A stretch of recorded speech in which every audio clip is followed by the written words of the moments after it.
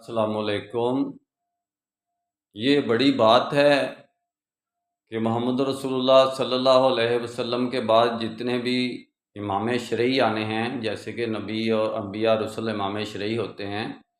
تو وہ نبی نہیں ہونے، لا نبی بعد، اور محمد رسول اللہ صلی اللہ علیہ وسلم ہمارے لیے یعنی کہ ایسی مبارک اور ایک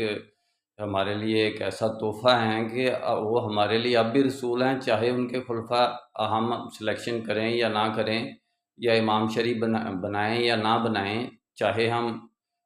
کسی حالت میں بھی ہیں، لیکن محمد رسول اللہ صلی اللہ علیہ وسلم ہمارے لیے رسول ہیں۔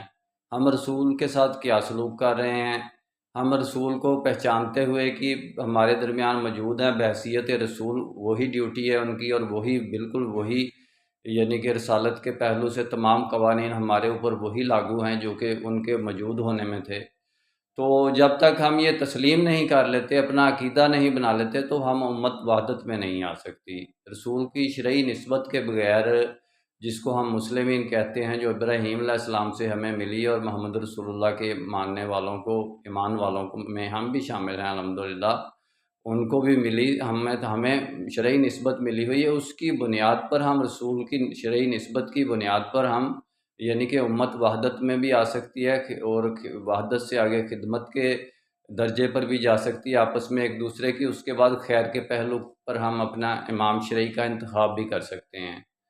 میرا کام اسلامک ورلڈ کی امن اور یونائٹی کا ہے، تو میرے بھائی رسول سے محبت کے بغیر کوئی کنارہ نہیں، کوئی گنجائش نہیں ہے کہ ہم یہ کام کر سکیں،